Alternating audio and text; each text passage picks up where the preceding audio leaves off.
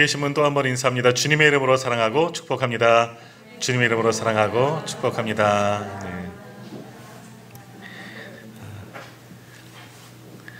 네, 계속해서 우리가 사도신경의 말씀들 묵상하고요. 오늘은 하늘에 오르시어라는 그런 제목으로 우리가 함께 말씀을 나눕니다. 이제 예수님에 대한 고백 가운데 일부 다 계속해서 말씀을 드리고 있습니다. 예수님은 어떠신 분이에요? 우리가 무엇이라고 예수님을 고백했죠? 나는 빨리 갑자기 생각이 안 나요. 중간부터 하니까 나는 그의 유일하신 아들 우리 주 예수 그리스도를 믿습니다. 뭐 적으세요? 처음 보는 것처럼. 나는 누구를 믿는 거예요? 하나님을 믿고 예수님을 믿고 성령님을 믿는데 그 중에 예수님에 대한 고백이 나는 유일하신 아들 그의 유일하신 아들 우리 주 예수 그리스도를 믿습니다. 그 믿음 고백 가운데 또 예수님에 대한 설명이 계속해서 이어지는 겁니다. 왜 이어진다? 이걸 알아야 되죠. 왜 예수님에 대한 설명이 많다? 무엇 때문에? 누구 때문에? 이단 때문에. 이단들의 공격들. 그리고 예수님의 인성이 있기 때문에 우리와 똑같은데 왜 그분을 하나님으로 믿느냐? 이런 공격들이 굉장히 많은 거예요. 그래서 하나님에 대한 변함없는 진리잖아요. 요즘으로 말하면 하나님의 교회도 있고 하지만 그 당시만 해도 사도신경이 만들어질 때만 해도 지금도 여전히 마찬가지고 예수님의 인성 부분이 있기 때문에 여기에 대한 공격과 여기에 대한 답변 그리고 우리 믿는 이들도 예수님의 인간적인 모습을 보면서 우리와 똑같은 분이신데 우리가 그분을 하나님으로 믿을 수 있는가 여기에 대한 믿음의 고백이 지금 우리가 나누고 있는 부분이죠. 하늘에 오르시어 이제 아직도 보니까 아직도 많이 남았어요. 예수님에 대한 고백을 몇 주 더 살펴보면서 예수님에 대한 고백의 부분들을 우리가 한번 나눠보도록 하겠습니다. 자, 예수님은 이제 지난주에 보신 것처럼 십자가에 못 박혀 죽으셨어요. 죽음이 끝이 아니라 십자가에서 우리의 죄를 다 짊어지고 죽으셨어요. 그것도 은혜이지만 그러나 거기서 끝난 것이 아니라 하나님은 주님을 부활케 하셨다. 지난주 말씀 기억하십니까? 하나님이 주님을 부활하게 하셨지만 예수님도 그 부활에 동참하셨고 성령님도 그 권능으로 함께 하셨다. 삼위일체 하나님의 역사가 예수님의 부활하셨음에 다 연관되어져 있다라는 겁니다. 자, 그런데 부활케 하셨는데 그게 끝이 아니라는 거예요. 지난주 말씀 기억해 보세요. 성경에 보면 죽었다 살아나는 이런 것을 가리켜 부활했다라고 이야기하는데 죽었다 살아난 사람들이 있어요. 우리가 잘 아는 누구? 나사로, 나인성 과부의 아들, 등등. 그 사도행전에 나오죠. 유드고 다 죽었다 살아났어요. 근데 이 사람들은 어떠한 부활? 영원한 부활이 아니라 또 죽었어요. 그러니까 예표만 보여주신 사건들이죠. 그러나 예수님은 영원한 부활, 생명적 부활로 부활하셨다 하는 것까지 기억하셔야 돼요.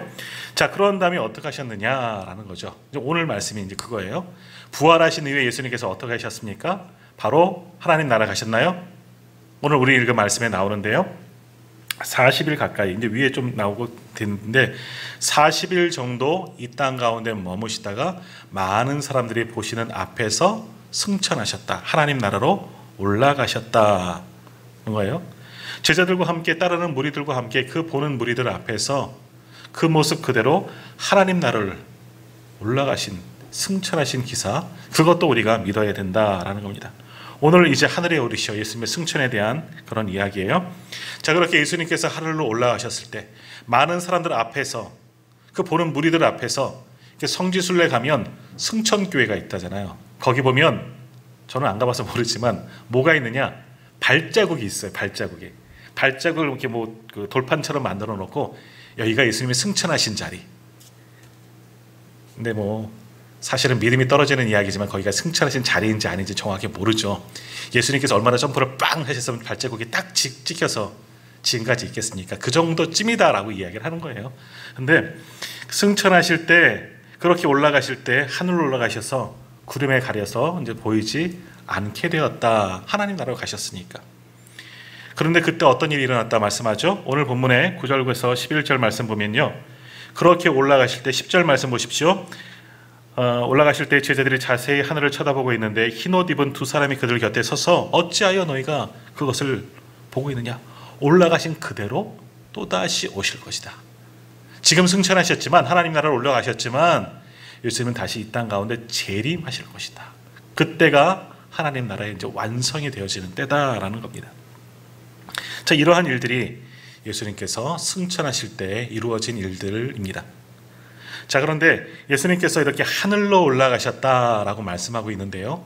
그럼 그 하늘은 어떤 하늘을 가리키는 것이냐라는 것이죠. 하늘. 오늘도 우리는 하늘을 보고 교회를 왔습니다. 먹구름이 많이 끼어있는 그 하늘을 보고 왔지만 그 하늘을 의미하는 것이 아니겠죠.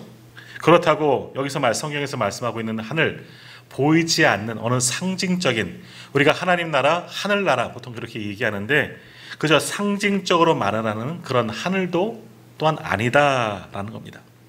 분명히 그 하늘로 말씀하고 있지만 어딘가에 존재하고 있는, 우리가 정말 볼 수는 없지만, 우리의 눈으로는 볼 수 없지만 존재하는 곳이다. 그것이 하나님의 나라이고 그곳으로 가셨다. 하늘로 올라가셨다는 거예요. 근데 그곳은 어디입니까? 예수님께서 원래 계셨던 곳이죠. 하나님과 더불어 이 땅 가운데 인간의 몸을 가지고 오시기 전 이미 계셨던 그곳. 우리도 고향으로 가는 것처럼 마찬가지로 예수님께서도 원래 계셨던 그곳으로 돌아가셨다. 그런데 십자가 사건 이전, 그러니까 예수님께서 이 땅에 성육신하기 이전과는 다른 모습이고 다른 권세와 다른 영광을 회복하셔서 올라가신 거예요. 내려오실 때, 올라가실 때는 전혀 다른 모습의 예수님의 모습으로 올라가셨다라는 것이죠. 이게 좀 이해하기는 어려운 부분이에요. 뭐가 틀리냐? 이 땅에 오시기 전, 성육신하기 전에 하나님 나라에 계실 때, 하늘에 계실 때는 신성으로만 계셨다는 거예요. 신적인 권세로만 계셨다는 거예요. 근데 이제는 이 땅에 성육신, 다시 말하면 인성을 입고 이 땅에 사셨고 인성과 함께 하나님 나라로 올라가셨다는 거예요. 신성과 신적인 성품, 인성, 육신적인 그런 모습을 동시에 가진 채로 우리가 똑같은 모습 그대로 하나님 나라로 올라가셨다는 거예요. 내려오기 이전에는 신성만 있으셨는데 내려왔다 죽으시고 부활하신 다음에는 인성과 함께 신성이 같이 올라가셨다라는 의미예요. 이해가 되십니까? 그런 거예요. 근데 이 인성도 마찬가지로 우리와 똑같은 인성이 아니라 변화된 인성이죠. 거룩하게 변화된 인성. 그래서 그 변화된, 부활하신 이후에 예수님을 제자들이 만났어요. 처음에 알아봤나요? 못 알아봤나요? 못 알아봤어요. 예수님의 무덤에 찾아갔던 마리아도 예수님을 못 알아봤어요. 거룩한, 똑같은 모습이지만 거룩한 인성으로 거룩한 모습으로 변화되셨기 때문에 그분을 몰라봤던 거죠. 엠마오 말로도 가는 두 제자도 몰라봤어요. 예전에 그 예수님이지만 전혀 다른 거룩한 몸을 입으신 예수님이기 때문에 못 알아본 거죠.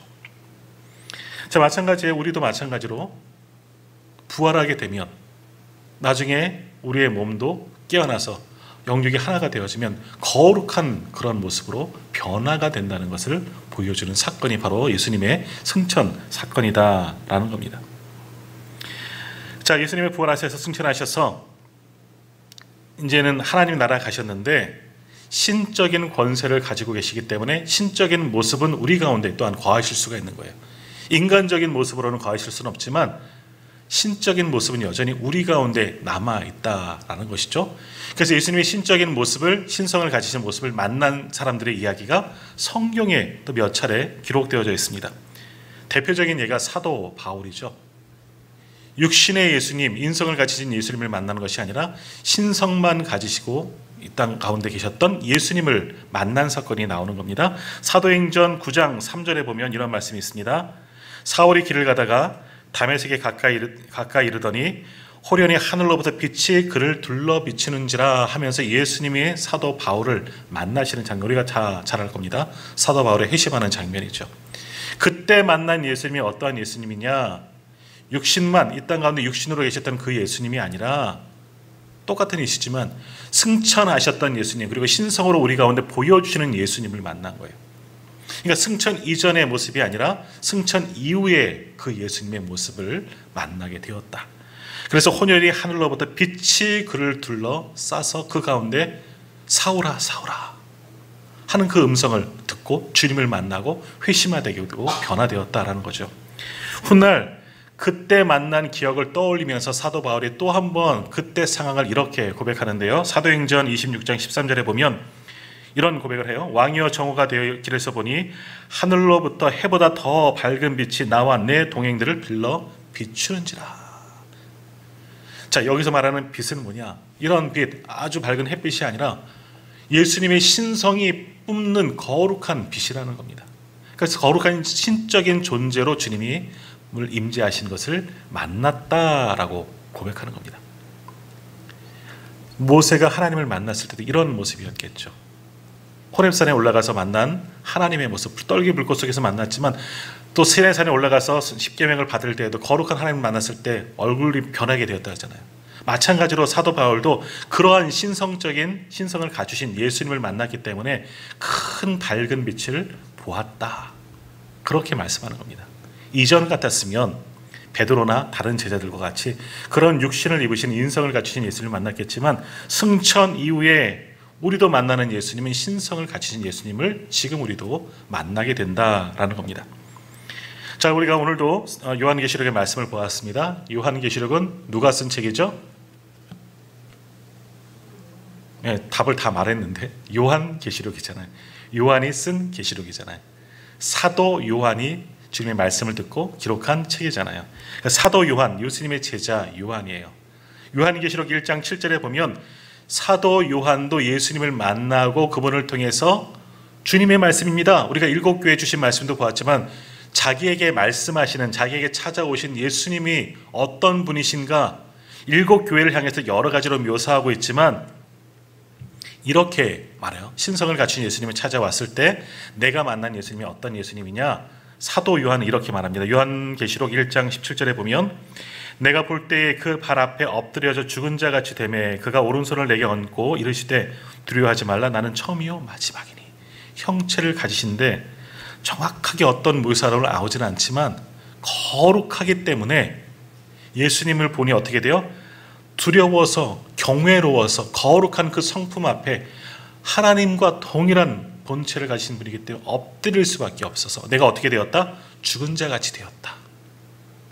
예수님이 이렇게 생기셨다 말씀하는 것이 아니라 주님이 찾아오셔서 나에게 말씀하시는데 그 주님의 신성한 모습 때문에 나는 그 거룩함 때문에 죽은 것처럼 되었다라고 말씀하고 있는 겁니다.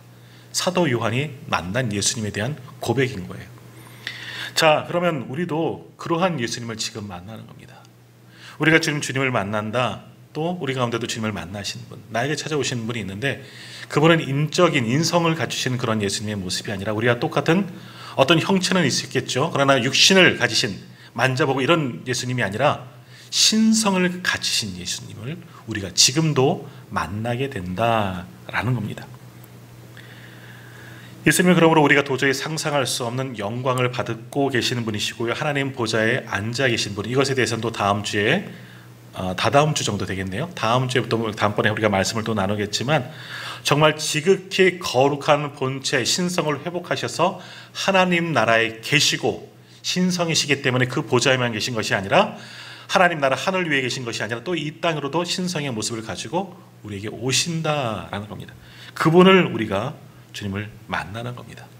그러한 예수님을 가리켜서 사도 바울은 또 빌립보서 2장 9절에서 11절에는 이렇게 말씀하는데요. 그것도 잘하는 말씀입니다. 빌립보서 2장 9절에서 11절을 제가 읽을게요. 이러므로 하나님이 그를 지극히 높여 모든 이름 위에 뛰어난 이름을 주사 하늘에 있는 자들과 땅에 있는 자들과 땅 아래에 있는 자들로 모든 무릎을 예수의 이름에 꿇게 하시고 모든 입으로 예수 그리스도를 주라 시인하여 하나님 아버지께 영광을 돌리게 하셨느니라. 하나님 보좌에 오르신 예수님을 묘사하는 거죠. 지극히 그를 하나님께서 높여주셔서 하늘 위에 있는 자들, 천사들, 영적 존재들 말하는 거죠. 그들보다 더 뛰어난 거룩한 분, 하나님과 동등하신 분이잖아요. 그렇게 회복시켜 주셨다는 거예요. 이전에는 부활 승천하시기 이전에는 우리와 똑같은 육신, 인성만 보여졌던 예수님이라면 물론 신성을 갖추셨지만 그러나 승천 이후에는 인성적인 부분이 아니라 신성적인 부분만 더 강조된 예수님이 그곳에서도 하나님 보좌 우편에서도 영원토록 계시고 그리고 지금도 이 땅에 오셔서도 우리와 함께 하시는 분이시다라는 겁니다. 그래서 하늘 위에 있는 자들도 땅 아래에 있는 자들도 우리들을 말하는 겁니다. 모두의 경배와 영광을 받으시고 모두에게 복종을 받으시는 분이 우리 주님이시다. 그렇게 영원한 영적 존재 거룩하게 되신 분이 우리 예수님, 승천하신 예수님이시다라는 겁니다. 그러므로 우리가 그러한 예수님을 우리가 믿는다는 것은 뭡니까? 우리도 주님처럼 그렇게 거룩한 모습을 우리도 닮아가고 회복될 수 있고 누릴 수가 있다. 그것을 보여주는 거예요. 주님이 받으셨던 그 영광, 주님을 믿고 구원받고 우리도 부활하게 되고 승천하게 되고 그날에 가면 우리도 주님처럼 그러한 존재로, 영적 존재로 살아가게 된다는 것을 믿는다는 고백이 여기 같이 있는 겁니다. 물론 밑에도 같이 있지만요. 그래서 요한계시록 3장 21절, 오늘 아침에 보았던 바로 앞절이죠. 이기는 그에게는 내가 내 보좌에 함께 앉게 하여 주기를, 내가 이기고 아버지 보좌에 함께 앉은 것과 같이 하리라 라고 말씀하신 겁니다. 주님이 죽음의 권세, 모든 죄의 권세를 이기시고 부활하셔서 하나님 보좌에 앉으셨다고 우리가 고백하잖아요. 다음번에 살펴보겠지만 그것처럼 우리도 믿음으로 주님을 고백하고 나아가면 우리도 그런 권세들을 이기고 주님처럼 하나님 옆에 그 보좌에, 내 보좌라고 말씀하시잖아요. 주님의 보좌에 우리도 앉을 권세를 우리에게도, 믿는 우리에게도 주시겠다. 우리도 부활하고 승천할 수 있는, 하나님 나라에 올라갈 수 있는 그런 권세를 주시겠다. 영원한 그 영광을 우리에게도 주시겠다. 약속하여 주셨다는 겁니다. 이 고백이 뭐예요? 저거 말씀의 제목이에요. 하늘에 오르시어에 담겨져 있는 뜻입니다. 주님이 하늘에 오르셔서 거룩하신 신성만 회복하신 것, 그것만 믿는 것이 아니라, 물론 나중에 고백에도 사도신경 마지막 부분에도 나오지만 나도 주님을 믿음을 통하여 나도 그러한 권세를 받게 될 것을 믿습니다 하는 고백이 바로 이 고백 가운데 있다라는 겁니다. 그 요리문답 가운데 하이델베르크 요리문답에는 이런 말씀이 있습니다. 이 예수님께서 승천하신 이 이야기를 가리켜서 이렇게 말씀해요. 그의 인성으로는 더 이상 땅에 계시지 않는다. 동일한 이야기하죠. 신성 부분, 인성, 신성 다 하나님 보좌로 올라가셨기 때문에 땅에는 더 이상 예수님의 인성, 육신적인 모습은 남아있지 않는다. 예수님의 인간적인 모습으로는 우리와 함께하지 않는다. 신적인 모습으로는 그 대신 함께한다라고 말씀하고 있습니다. 그것이 증거하시는 말씀이 또 어디이냐? 마태복음 28장 19절 20절, 역시 이것도 우리가 잘 알고 외우는 말씀인데요. 이것도 부활하시면서 승천하시면서 하신 말씀이죠. 그러므로 너희는 가서 모든 민족을 제자로 삼아 아버지와 아들과 성령의 이름으로 세례를 베풀고 내가 너희에게 분부한 모든 것을 가르쳐 지키게 하라. 볼지어라, 여기서부터 중요합니다. 내가 세상 끝날까지 너희와 항상 함께 있으리라. 이 말씀이에요. 너희와 항상 함께 있으리라. 누가요? 이렇게 조그맣게 얘기하세요. 예수님이 우리와 함께 있다가 약속하시잖아요. 성령님으로도 함께 하시지만 예수님의 신성적인 부분이 계시기 때문에 우리와 함께 하시는 거예요. 신성적인 부분은 하늘에만 계시는 것이 아니라 이 땅 가운데 우리와도 함께 계신다는 거거든요. 제자들에게 그것을 말씀하시는 거예요. 볼지어다, 내가 너희와 항상 함께 할 거야. 이전처럼 물론 인간적인 모습으로 같이 다니며 먹고 자고 하는 그런 모습은 아니지만 거룩한 본체를, 영광된 모습을 회복했으니까 그 신성적인 모습으로 하늘 위에도 계시고 이 땅에도 계신 분이니까 너희와 함께 하실 거야.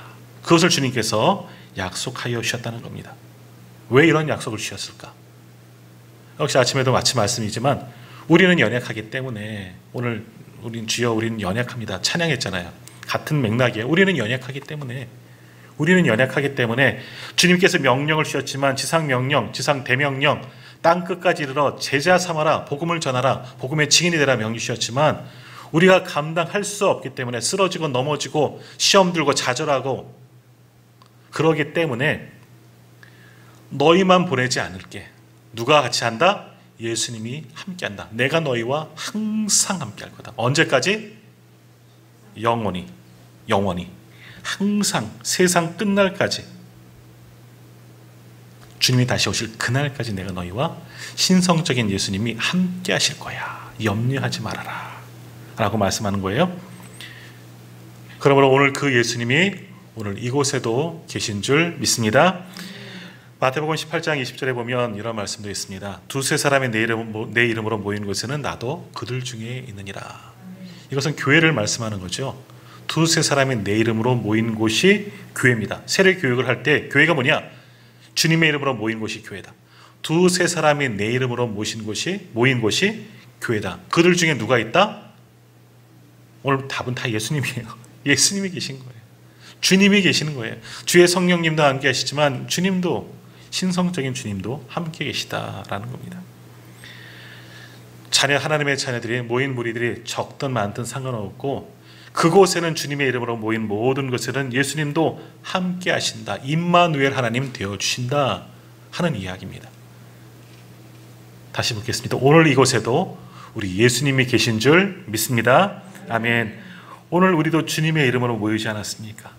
주님의 이름으로 모였기 때문에 이곳에도 이미 주의 영이 임하시는 것이죠. 우리와 함께 하시는 겁니다. 영적인 예수님이 우리 가운데 거하시고 우리와 지금도 함께 하셔서 예배드리는 모든 사람들이 예배를 받아주시고 그 예배를 주관하시는 분이 우리 주님이시다라는 겁니다. 예수님은 한 분이셔요. 하지만 그러나 이제는 신성을 갖추신 분이기 때문에 하나님처럼 공간과 어떤 시간과 모든 제약을 받지 않으시는 그런 분이 또한 예수님이 되신 겁니다. 이곳에서도 함께 하시죠. 우리 교회만 예수님이 계시나? 아니죠. 요 옆에 있는 성실교회도 계시고 다른 곳에서 예배하는 교회도 계시고 지금 동일한 시간 아니면 지구 반대편이라도 그곳에서 주의 이름으로 모이고 예배하는 그런 모든 곳에 그 모든 교회들마다 주님께서 함께 하신다라는 겁니다. 더욱이 오늘 이곳에도 우리와 함께 하시는 겁니다. 저기 뭐 어떤 큰 교회만 주님이 계시고 거기만 성령 충만하고 능력 주시는 게 아니라 오늘 우리 교회도 그런 은혜를 더하여 주시는 겁니다. 우리가 칭찬받았던 빌라델비아 서버나 교회도 보셨지만 큰 교회 아니라 그러잖아요. 작은 교회예요. 하지만 함께 하시기 때문에 능력이 나타나고 권세가 나타나고 그렇기 때문에 칭찬받는 교회가 된 겁니다. 우리도 부족하고 작고 연약하고 우리 개개인적으로 보면 저도 마찬가지고 영역도 부족하지만 그러나 우리는 두려워하고 부족할 필요 없어요. 의기소침할 필요도 없어요. 왜? 우리가 우리의 힘으로 주님의 일을 하는 것이 아니라 주님께서 함께 하셔서 능력과 권세와 모든 것을 주니까 주님의 힘으로 감당하는 거기 때문에 전혀 두려워하고 염려할 필요 없어요. 교회가 크거나 작거나 문제가 전혀 될 것 없는 거예요. 우리도 우리에게 주신 능력과 권세를 가지고 주님만 의지하고 나가면 오늘 우리를 통해서도 놀라운 역사가 나타나게 될 줄 믿습니다. 그럼 오늘 주신 말씀 뭡니까? 하늘에 오르시어, 결국 풀이하면 그 오르신 주님은 하늘나라에 오르셔서 하나님 보좌에 앉아 계시지만 영원한 거룩한 본성을 회복하셨지만 그러나 그 신성을 갖춘 예수님은 또 누구와 함께 하신다? 지금 이곳에 우리와 함께 하신다는 것을 또한 믿습니다 하는 고백이 하늘에 오르시어 주님의 승천과 관계된 이야기다 라는 겁니다. 결국 그 주님을 우리 믿는 우리에게도 함께 하시고 그렇게 믿음 생활하다가 우리도 죽고 부활하게 되고 승천받아서 주님과 같은 영광을 누리는 주님의 자녀로 우리를 만들어 주실 줄 믿습니다. 이제 마지막으로 한 번 더 우리가 생각할 것은 뭐냐? 그러면 예수님의 승천과 예수님께서 이루신 이 구속사역, 구원사역과는 어떠한 관계가 있느냐라는 것이죠. 히브리서에서는 예수님께서 십자가의 죽으심을 가리켜서 구약의 제물을 드리는 그 제사가 주님의 죽으심에 예표되는 사건이다 말씀하시면서 그래서 우리를 죄를 사하시려고 주님의 단 한 번의 죽으심으로 우리의 죄를 완전히 씻어주셨다 하는 말씀이 여러 번 등장하고 있습니다. 찾아보면 히브리서 9장 26절에 보면 이제 자기를 단번에 제물로 드려 죄를 없이 하시려고 세상 끝에 나타나셨느니라 라는 말씀이 있고요. 히브리서 9장 28절에도 보면요. 이와 같이 그리스도도 많은 사람의 죄를 담당하시려고 단번에 들이심만 되셨다라고 말씀이 있습니다. 그리고 히브리서 10장 10절에 보면 이 뜻을 따라 예수 그리스도의 몸을 단번에 들이심으로 말미암아 우리가 거룩함을 얻었느니라 라는 말씀이 있습니다. 구약에 보면요. 우리의 죄를 씻기 위해서 어떻게 합니까? 하나님 앞에 나아갈 때, 다시 말하면 구원의 길로 나아갈 때 하는 방법이 뭐예요? 내 죄를 이 해당하는 짐승에 전가시키고 이 짐승이 내 죄를 가지고 죽으면 내 죄가 사해지는 거예요. 그럼 우리가 구원을 받고 하나님 앞으로 나아갈 수가 있는 거예요. 그런데 구약의 제사와 예수님이 하신 그 산제사, 무엇이 틀리냐? 구약의 제사는 일회용, 일회성이라는 거예요. 하나님 앞에 나가요. 근데 단 한 번의 제사로 한 번 용서함을 받고 나가는 거예요. 영원한 게 아니에요. 한 번 제사 드렸다고 끝이 아니라 계속해서 하나님 앞에 나아가려면, 또다시 예배자로 나아가려면 또 다른 동물을 가지고 와서, 소를, 염소를, 양을 가지고 와서 내 죄를 정화시키고 또 한 번의 피 흘림을 제사를 지내야 돼요. 구약은 그래서 매번 레위기의 말씀, 우리가 그래서 읽기 어려워하잖아요. 뭘 잡고 계속 피 흘리고 단에 바르고, 그만큼 우리의 죄가 많기 때문에 죄를 씻는 것은 여러 번 할 수밖에 없다는 겁니다. 그런데 이 히브리서의 고백처럼 예수님은 친히 대제사장이시지만 친히 제물이 되셔서 우리를 위해서 단 한 번의 죽으심으로, 단 한 번의 피 뿌리심으로 인해서 우리에게 영원한 제사를 드려주시고, 단 한 번의 그 제사로 우리가 하나님 앞에 나아갈 수 있는 길을 열어주셨다라는 겁니다. 그 제사를 통해서 우리도 깨끗이 씻김을 받고 구원받고 승천까지 할 수 있는 권세를 얻었다라는 겁니다. 그러므로 주님께서 승천하신 것도 우리를 위함이요, 우리도 그렇게 승천하시고 구원받아 승천하게 하시는 그런 은혜를 우리에게도 주셨다라는 겁니다. 그렇게 되면 주님께서 승천하심은 역시 우리를 구원하시기 위해서, 우리도 주님처럼 하나님 나라로 옮겨주기 위한, 그 나라를 우리에게 주시기 위한 구원사역, 구속사역과 함께 모든 것들이 진행되었다라는 겁니다. 그러므로 주님께서 하늘에 오르셨다, 승천하셨음을 믿는다는 것은 나도, 우리의 죄도 완전히 씻김을 받고 하나님 나라에 우리도 주님처럼 올라가게 될 것을 믿습니다, 주님이 나를 구원하셨습니다 하는 그 고백이 이 믿음의 고백 가운데 담겨져 있는 겁니다. 결국 우리가 예수님을 고백하는 건 뭡니까? 주님은 나의 구주이십니다. 주님 때문에 내가 구원받았습니다. 주님 때문에 나도 저 하나님 나라를 선물로 받은 하나님의 백성이 되었습니다.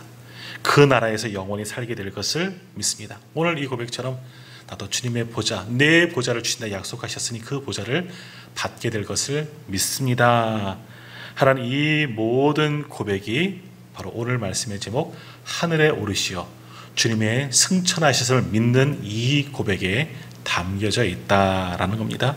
그러므로 오늘 이 주님의 승천하심을 우리가 믿고 주님과 같은 그 영광과 권세를 다 받게 될 것을 믿는 우리 모두가 다 되시기를 주님의 이름으로 축복합니다.